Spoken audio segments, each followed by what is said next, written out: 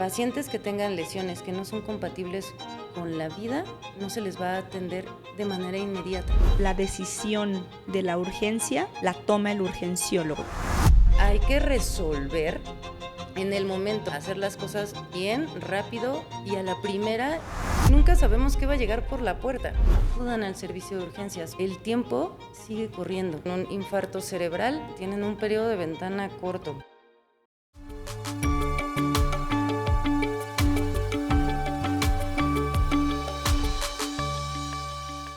De Europe presenta. Bienvenidos todos a un nuevo episodio de Connecting Docs. Hoy traemos una invitada de lujo. Tenemos a la doctora Andrea Arellano. Ella es especialista en urgencias y tiene una alta especialidad, oigan bien, en transporte aerocrítico. ¿Lo dije bien, Doc? Correcto. Un aplauso para la doctora. Muchas gracias. Doctora, es un gusto tenerte aquí. De verdad que te agradezco muchísimo tu tiempo. Esta es tu casa. Es casa de todos los doctores que se encuentran en Connecting Docs.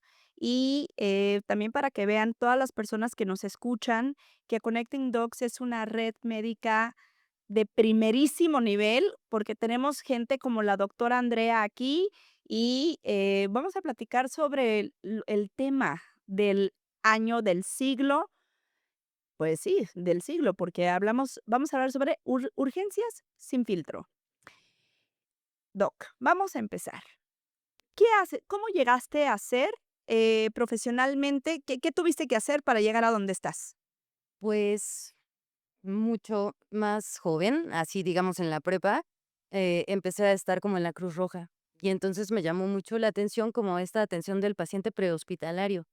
Entonces ya me fui como dirigiendo. Posteriormente ya inicié la carrera y nunca se me quitó como estas ganas, como esta sensación de adrenalina de atender al paciente grave y de resolver como los conflictos en agudo. Ok, Entonces, pues está la especialidad de urgencias médico-quirúrgicas y esta es como creo que somos los especialistas todoterreno. exacto, son todólogos, ¿no? Porque Porque tienes que solucionar al momento. claro, y nunca sabemos qué va a llegar por la puerta. O sea, Claro. si bien puede llegar un paciente traumático, puede llegar un paciente quirúrgico, puede llegar un paciente metabólico con alguna enfermedad crónica que está fuera de Agudizada. control, Ujú. ajá, y hay que resolver en el momento, y como siempre le digo a mis residentes, hacer las cosas bien, rápido y a la primera y tratar de mantener el control de tu sala. Esto sumado o aunado a el resto de pacientes que tienes y tratar como de mantener el orden en el caos. Me encanta, me encanta. Veo que tienes una personalidad zen. Me gusta porque, pues bueno, o sea, la verdad es que las personas que vamos a urgencias, todos los que hemos ido a urgencias, y ahora me pongo la cachucha de paciente, pues buscamos a alguien que lo tenga todo bajo control, ¿no? Es más bien como, bueno, en física cuántica le llamaríamos como entropía, ¿no? Es el orden del caos. Y me encanta, me gusta escuchar esto, Doc.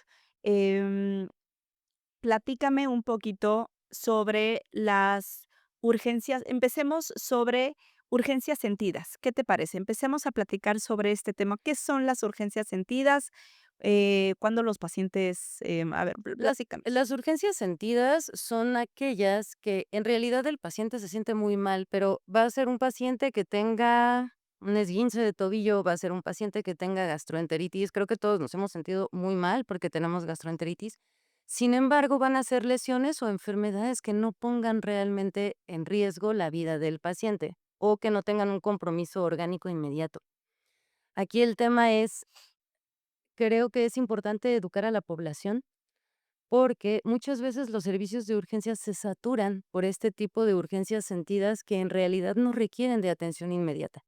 Entonces los pacientes, obviamente porque se sienten mal, se empiezan como a desesperar, empiezan a insistir en que requieren de atención médica inmediata cuando la realidad es que del otro lado tenemos al paciente que llegó con un politrauma, al paciente que llegó con un evento vascular cerebral hemorrágico y que requiere de esta atención inmediata. Claro, Entonces, claro, por supuesto. Me parece que más bien debemos de empezar por el principio. ¿Qué es una urgencia? una urgencia real es alguna enfermedad o lesión traumática que puede poner en riesgo la vida del paciente Eso y es. que requiere de tratamiento inmediato, oportuno y resolutivo para que este paciente regrese a su casa igual o mejor que como llegó. Entonces, son pacientes prioritarios que llegan a los hospitales después de haber sufrido, por ejemplo, un accidente. Y aquí es donde los pacientes, eh, por los que por realmente no que tienen urgencias sentidas, creen, pues, que los debemos ¿cómo priorizan o cómo hacen el triage, doc? Ok, Em, en el instituto y en los hospitales en México tenemos un triage que es por colorimetría.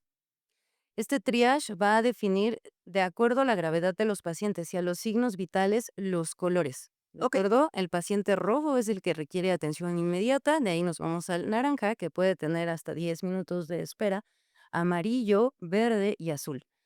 Los verdes y los azules son aquellos pacientes que su enfermedad o patología no va a conllevar un riesgo de vida inmediato. Entonces son pacientes que desafortunadamente nuestro sistema de salud van a tener que esperar probablemente 2 horas o hasta 3 para ser atendidos. No porque no queramos atenderlos o no porque no sepamos que este esguince de tobillo está generando dolor o molestias, pero sabemos que los recursos tienen que ser destinados al paciente que más lo requiera. claro. Y estar, y definir adecuadamente qué es una alteración, una patología que realmente está poniendo en riesgo la vida del paciente. Entonces, quiero hacer un paréntesis aquí. Todos los que han acudido a urgencias alguna vez y no los atendieron inmediatamente es justo por esto, doc, ¿no? Es justo porque están haciendo el triage de realmente quién es Llega más el que grave. necesita. Hay bueno, justo pacientes quiero decirles, quiero hacer otro paréntesis, les quiero agradecer a todos los que han escrito, y hay un paciente, que mencionó y mandó un mensaje diciendo, eh, en un accidente de camión, por ejemplo, de niños, siendo urgencióloga, ¿cuáles son los pacientes que se tienen que atender primero, no, en un accidente? En el contexto de un accidente con múltiples víctimas, es muy importante primero definir, tomar una decisión muy complicada, saber qué pacientes son recuperables. Pacientes que tengan lesiones que no son compatibles con la vida, a pesar de que estén muy graves, no se les va a atender de manera inmediata, sino a estos pacientes que tengan lesiones que sean compatibles con la vida y que tengan gravedad inmediata. Okey. Es difícil, establecer este triage, pero afortunadamente desde la guerra se estableció que estos pacientes que eran recuperables iban a obtener la mayor cantidad de personal y de recursos, porque sabemos que, traspolándolo a nuestro sistema médico, Claro. a veces los recursos pueden ser un poquito insuficientes. Entonces, necesitamos priorizar a estos pacientes graves, pero recuperables. Entonces, yo defino que este paciente es recuperable en el contexto de un accidente. Este paciente requiere de traslado inmediato y estabilización inmediata. Los pacientes que no tengan lesiones que pongan en riesgo la vida serán los que se atiendan de manera secundaria, sin quitar la gravedad, sin quitar el hecho de que tal vez tienen alguna fractura en el brazo. Sé que esto probablemente no los vaya a matar de manera inmediata, pero sí requieren atención y traslado hospitalario. Okey, esto es, bastante importante. Sinceramente, es las decisiones que tiene que tomar un urgenciólogo, ¿no? O sea, realmente los urgenciólogos son, pues, a ver, o sea, son los especialistas En lo por grave. exacto, en lo grave, en lo que realmente está, Em, Poniendo en riesgo la vida. La verdad es que Gracias. es una especialidad que se diseñó aquí en México después del terremoto del 85, porque se empezaron a dar cuenta que no había una especialidad específica que atendiera a estos pacientes graves, pero que además supiera de todo. O sea, porque nosotros tenemos que saber de cardio, de neuro, de neumo, de endocrino, Gineco. de gineco, de pediatría, porque al final cualquiera de estos grupos etarios o cualquiera de estos grupos de pacientes puede tener alguna enfermedad o lesión que se puede complicar.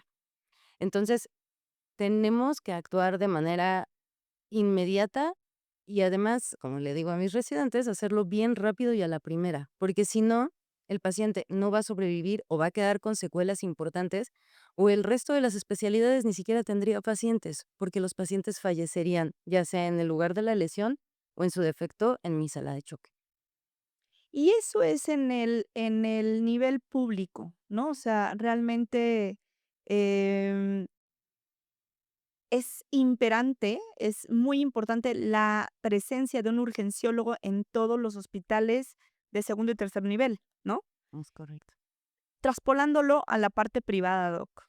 Traspolándolo a la parte privada, mm, en ocasiones, dependiendo de cómo trabaje el hospital, desafortunadamente, tristemente, a veces internan a pacientes que no requieren de internamiento. Sin embargo, eh, los recursos son mucho más accesibles. Claro, Entonces, para los pacientes, al final, los mismos urgenciólogos que trabajamos en el IMSS, en el ISSSTE, son los mismos que trabajan en los hospitales privados. El nivel de conocimiento y de actualización es exactamente el mismo, claro. pero afortunadamente los recursos son muchísimo mejores, la atención muy probablemente sea más rápida y tienes el apoyo de otras especialidades para que se realicen, por ejemplo, procedimientos quirúrgicos de urgencia.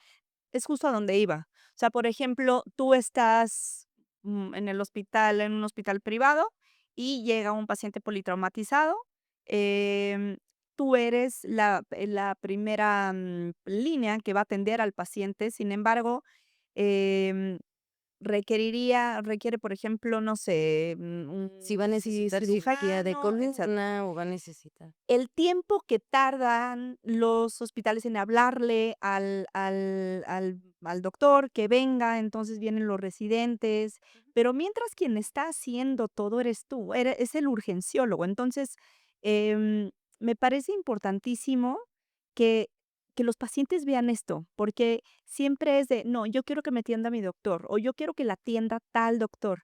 Pues sí, pero es que a veces no Pero hay tiempo, hay una para que el ventana de paciente oportunidad, ¿no? llegue a estar con su médico tratante, es importante que el urgenciólogo actúe de manera inmediata. O sea, si es un paciente que requiere manejo avanzado de la vía aérea, si es un paciente que requiere estabilización por un choque hipovolémico, o sea, no podemos esperar a que vaya a llegar el nefro, el Claro. cardio, o sea, un paciente que está en periodo de ventana para trombólisis por un evento vascular cerebral, un infarto cerebral. No podemos esperar a que llegue el neurólogo a determinar cuál va a ser el tratamiento, porque sabemos que tiempo es cerebro, corazón es tiempo.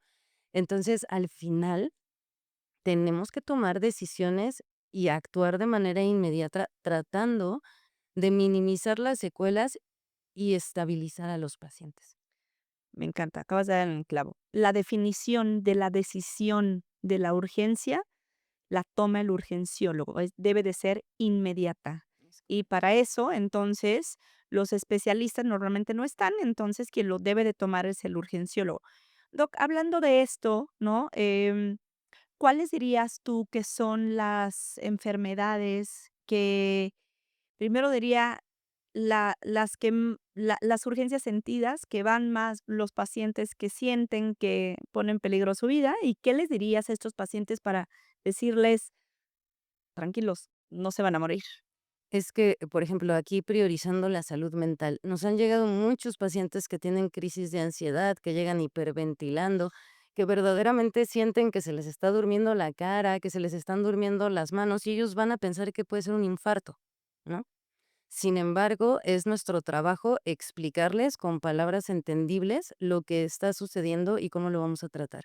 Nos han llegado pacientes con una gastroenteritis horrible, pacientes que llegan crudos, que se sienten súper mal, Pues sí, pero en realidad si no se van a morir de una cruda. exacto, pero en realidad son pacientes que si uno les explica, o sea, tampoco se trata de minimizar los síntomas, es explicarle al paciente con calma y con conocimiento qué es lo que está pasando, para que entonces baje su nivel de ansiedad.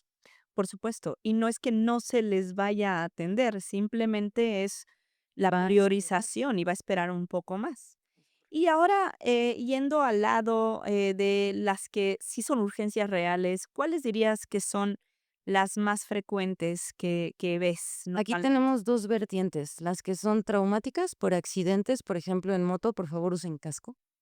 Utilicen un Y las motos son bastante sí, son o sea, manejen de peligrosísimas. manera adecuada y utilicen el equipamiento adecuado para andar en moto. Utilicen casco, un casco de buena calidad, porfa.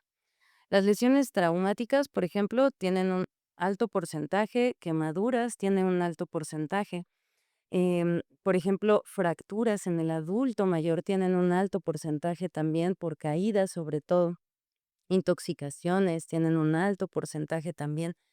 Y los trastornos metabólicos, ¿no? O sea, pacientes diabéticos, pacientes hipertensos que igual empiezan con sintomatología 24 o 48 horas antes, pero prefieren irle a preguntar al vecino o prefieren irle a preguntar a algún familiar en lugar de acudir al servicio de urgencias. Pacientes que de repente pierden la fuerza del brazo, pierden la fuerza de la pierna y prefieren, no sé, ir primero con algún quiropráctico, pensando en que puede ser algo osteomiarticular, en lugar de pensar que es un EBC. Entonces, sí me gustaría también invitar a la población y a quien nos escucha a determinar que si el paciente tiene alguna enfermedad crónica y vemos que nuestro paciente está mal, que tiene deterioro neurológico, acudan al servicio de urgencias, porque al final el tiempo sigue corriendo y la posibilidad de sobrevivir o de quedar sin secuelas disminuye. Totalmente. ¿Cuáles dirías que son las patologías? Digo, a ver, yo lo sé, pero quiero que tú lo digas para y que lo explicas precioso. ¿Qué son las patologías que requieren un tiempo de ventana, o más bien que tienen un tiempo de ventana muy preciso para que los pacientes sepan y puedan definir y decir: "Es esto, necesitamos ir a urgencias"? Por ejemplo, los pacientes con un EBC, o sea, con un infarto cerebral, tienen un periodo de ventana corto, o sea, 4.5 horas hasta 6 horas en periodo extendido. En algunas literaturas ya se extendió un poquito más el periodo de tiempo, pero no pensar que se te va a pasar. No Okey, pensar, perdón por interrumpirte, pero entonces, desde que empiezan a tener el primer síntoma, ahí se cuentan 6 horas. es correcto, 4.5 horas hasta 6 horas. Okey, En perdón, te algunos interrumpí. pacientes, un poquito más. Porque el tratamiento trombolítico se tiene que aplicar de manera inmediata, o sea, realizando una tomografía de cráneo, haciendo algunas escalas para disminuir el riesgo de sangrado postrombolisis, pero es muy importante que el paciente acuda a urgencias, para que lo valore alguien que puede determinar la gravedad de lo que está pasando. El paciente con infarto agudo al miocardio, igual pacientes que llegan con dolor torácico o que inician con dolor torácico, acudir al servicio de urgencias, porque a veces dicen: "Ah, es gastritis. Ah, se me va a pasar. Sí, sí hay Ah, ahorita yo descanso", y entonces este tiempo se empieza a perder para igual poder otorgar algún tratamiento trombolítico, algún tratamiento invasivo que nos pueda ayudar a limitar el daño miocárdico. Entonces, es importante la educación a la población y muchas gracias por invitarme, porque creo que esto es muy importante. El llegar a un servicio de urgencias con personal capacitado sí puede hacer la diferencia. Por supuesto, 100%. Y doc, entonces, yo soy una paciente que no tengo ni idea de salud, entonces, ¿cuál sería tu opinión, con respecto a puede ser que tengas una crisis de ansiedad y sientas opresión en el pecho y tengas gastritis por una crisis de ansiedad, o puede ser por un IAM, ¿no? O sea, que sea por un infarto. ¿Qué les dirías? Mejor que si se te sientes mal y sientes, acude al servicio de urgencias, ¿o qué les dirías a los pacientes? Desafortunadamente, aquí en México, la gente no acude a los hospitales y entiendo por qué, pero la gente no acude a los hospitales a menos que esté sangrando con un dolor insoportable o porque tiene algo que no se le quitó. en los últimos 3 días. Entonces, yo le diría a los pacientes, sobre todo aquellos que tienen antecedentes y enfermedades crónico-degenerativas, que cualquier cosa se puede agudizar. Hablemos de cuáles son las enfermedades crónico-degenerativas, doc. Hipertensión, diabetes, que tengan hipercolesterolemia, que tengan algún antecedente importante, antecedentes de angina, o sea, pacientes que ya Angina de pecho. angina de pecho, pacientes que ya se conocen con alguna enfermedad, no esperar y acudir al servicio de urgencias para que lo valoren. O sea, hay que tomar signos vitales, hay que tomar los estudios correspondientes para determinar, ojalá y siempre fuera una gastritis. En las mujeres sabemos que los datos de infarto no son iguales que en los hombres. En las mujeres sabemos que tenemos datos diferentes, que pueden ¿Cuáles son, doc? por ejemplo, pueden tener dolor torácico, pero no se va a irradiar, por ejemplo, hacia la mandíbula, no se va a irradiar hacia brazo izquierdo. Puede ser un dolor torácico o que inicie en la boca del estómago y entonces mucha gente dice, bueno, es que yo ya me tomé mi omeprazol y ya me tomé mi Riopan y no se me quitó, pero en eso ya dejaron pasar un buen de tiempo. Claro. Entonces, pacientes embarazadas, o sea, no esperar, acudir al servicio de urgencias para toma de presión, para que se verifiquen los signos vitales tanto de la mamá como del bebé. Exacto, no minimizar síntomas, ¿no? Correcto. Saber que, no quiero decir eso, pero siempre, lo voy a decir, siempre se puede complicar, ¿no? Ujú. O sea, si tú te conoces diabético, siempre se puede complicar. O sea, si tú te conoces con obesidad, con los triglicéridos altos, el colesterol alto, con un nivel de estrés alto, que realmente no haces ejercicio y te empieza a doler el pecho, hijo, o sea, no se la jueguen, ¿no? O sea, Ve, realmente vayan. ve a urgencias a que te valoren. Ojalá y te digan, ok, fue ansiedad. El Exacto, tratamiento va a ser el siguiente. Pero y sí. si no, o sea, estás perdiendo tiempo.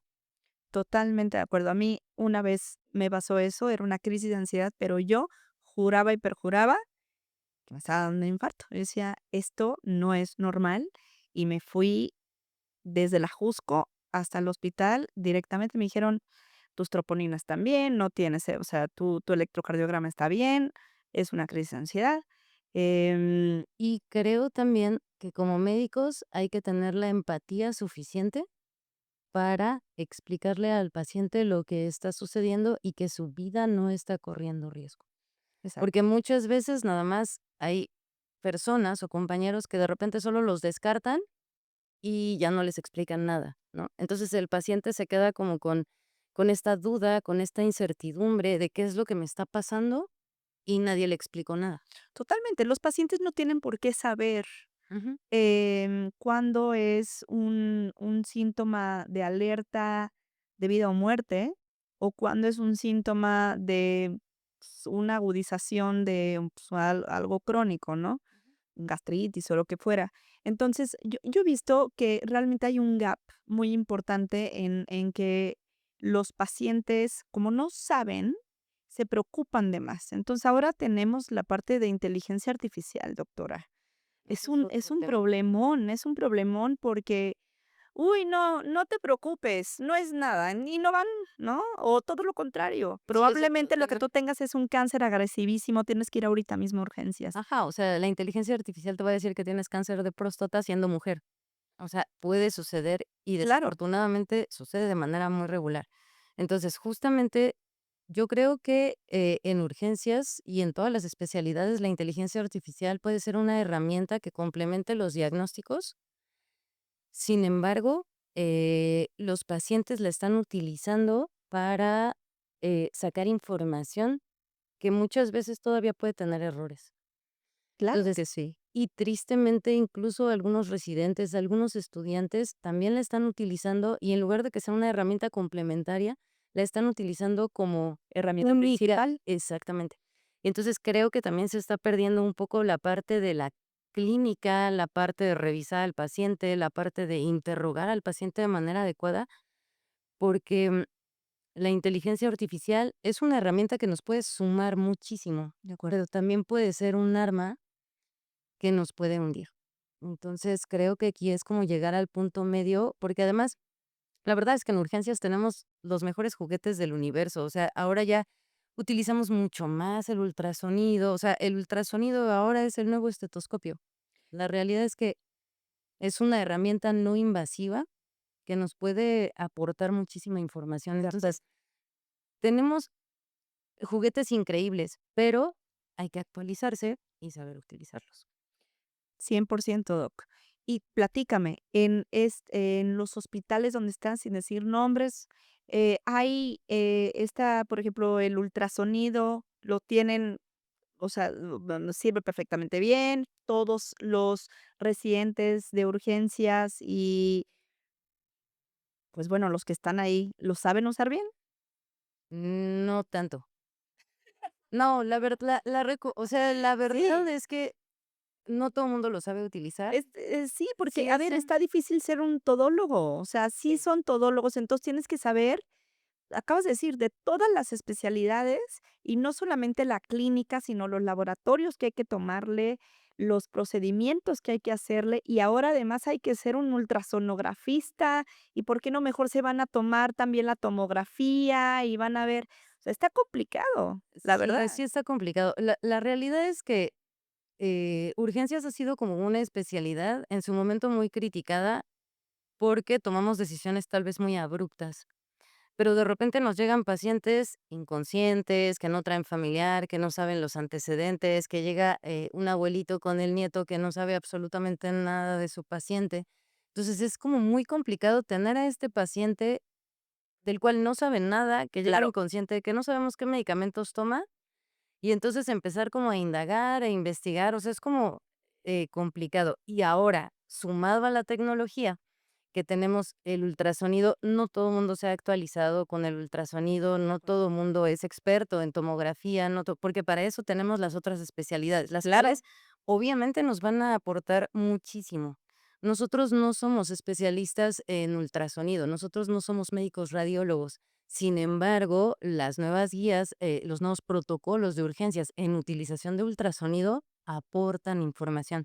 Entonces, no es como que queramos desplazar o quitar, la importancia de los médicos, radiólogos, ¿no? O Obviamente, especialistas en general. porque nuestro contexto es diferente. Nuestro contexto va a ser, en esta sala de choque, quiero ver si este paciente tiene, no sé, un neumotórax, o tiene un derrame pleural masivo, o tuvo un trauma, torácico cerrado y de repente tiene un derrame pericárdico. O sea, el tiempo que yo me voy a tardar en llevarlo a rayos X, lo puedo ver yo con el ultrasonido para determinar qué lesiones tiene y dar tratamiento inmediato. Me gusta mucho pensar que ustedes son los médicos s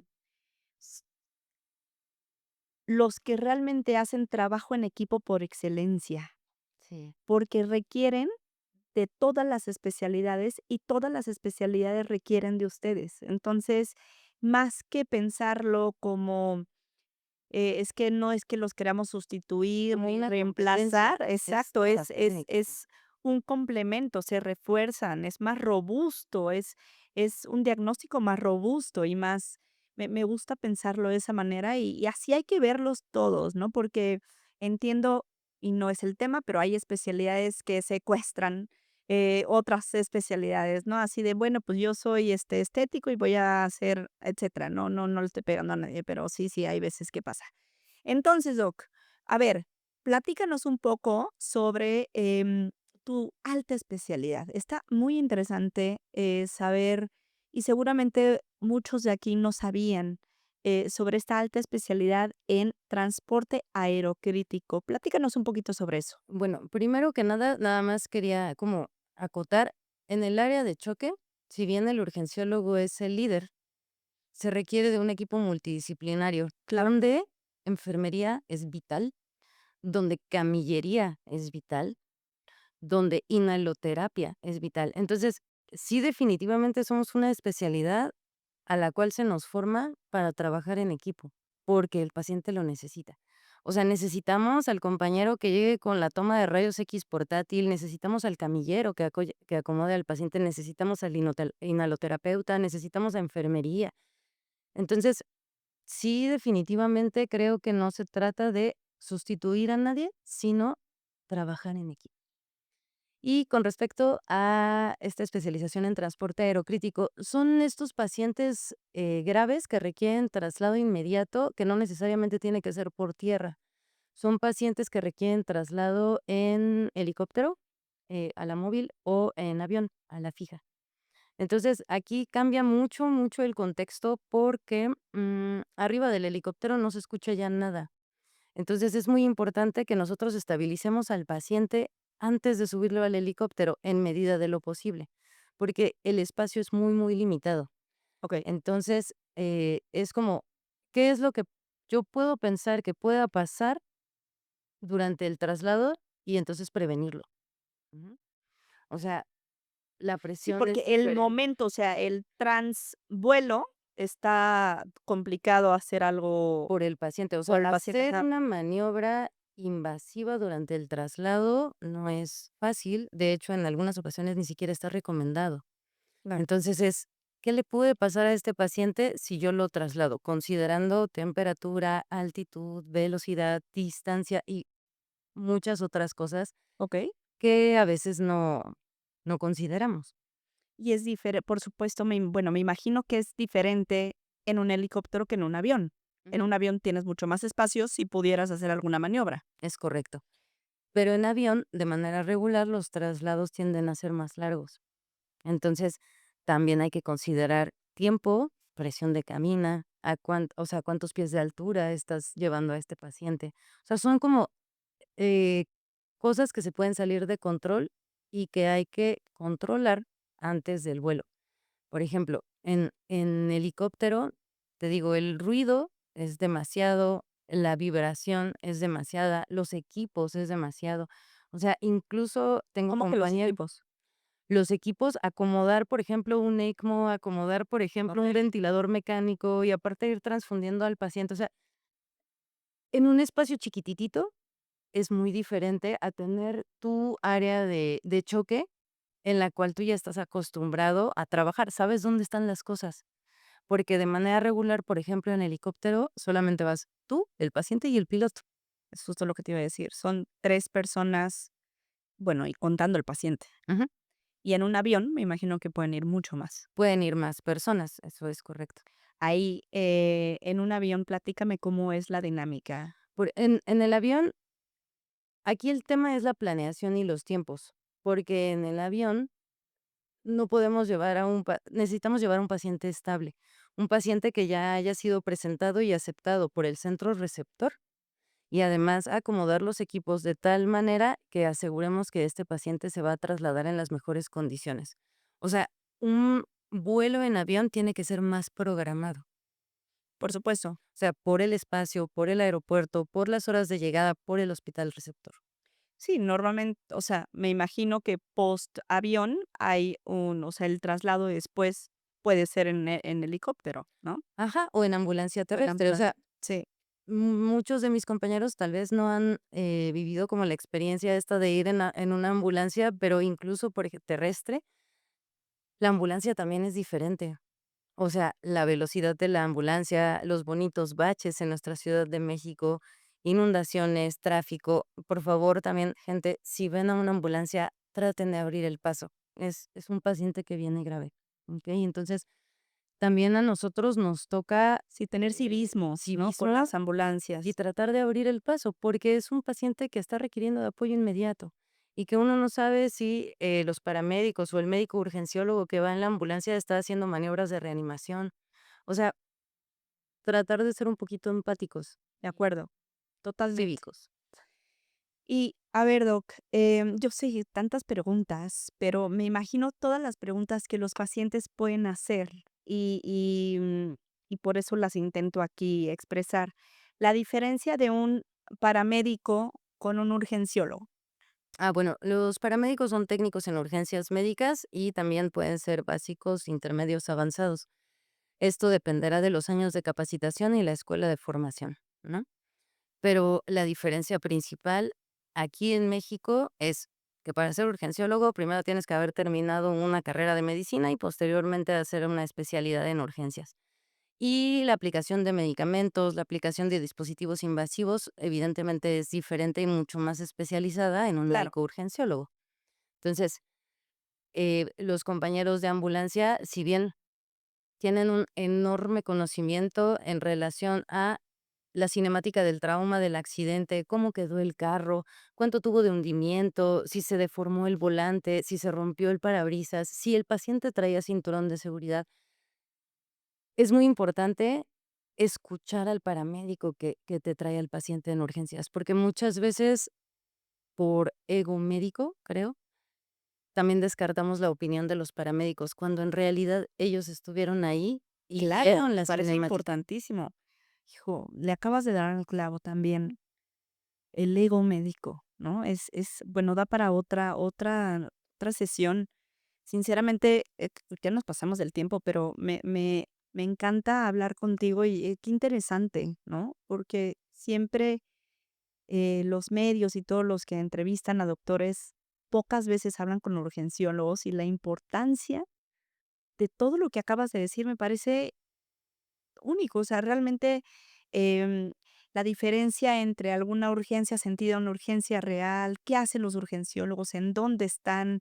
De verdad te agradezco por venir Muchas gracias. y, me encantaría invitarte en otra sesión para que platiquemos sobre el Lego médico. Ya tendremos aquí, todo un equipo multidisciplinario, traeremos y digo que también hablaste, y me gusta muchísimo, y quiero aquí acotar cómo sumaste a los camilleros, a las enfermeras, a todo el equipo que realmente está ahí ayudándote, ayudándoles a los médicos, ayudándole a que todo salga como debe de salir, ¿no? Es algo quirúrgico que se hace en el momento, ¿no? Que ya lo tienen perfectamente bien estipulado. Es un proceso que no se hace así al chas, ¿no? O sea, realmente lo tienen perfectamente bien puesto, y es un equipo, es una decisión multidisciplinaria y no solamente médica, ¿no? Sino de otras, y te agradezco Muchas y te gracias. felicito, porque Muchas no gracias. todos los doctores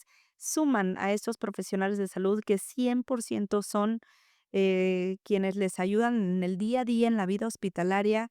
Ya no voy a hablar, después me regañan que hablo mucho, ya me callo. Yo más bien te agradezco por venir, doctora. Muchas gracias. Platícame dónde te pueden encontrar, si tienes redes sociales, Bueno, platícanos un poquito de de eso. manera regular utilizo Facebook, mi nombre completo, Andrea Arellano Morales. En Instagram estoy como Andy-Arellano Mor. Y mi consultor privado lo tengo en Tlalnepantla, en Valle Dorado.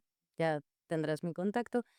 Los vamos Y a dejar es aquí, todo lo que está diciendo lo vamos a dejar aquí, su teléfono, sus contactos, sus redes sociales, todo para que lo tengan. y en un hospital general de zona del IMSS también.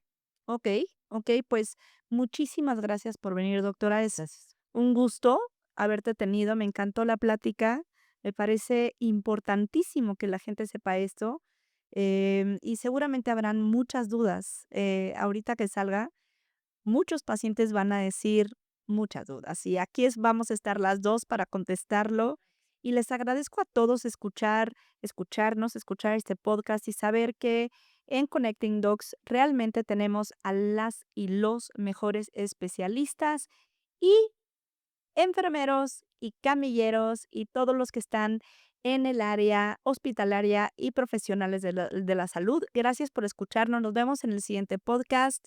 Doctora, muchas Muchas gracias gracias. nuevamente Gracias por la y les mando un beso enorme. Hasta luego.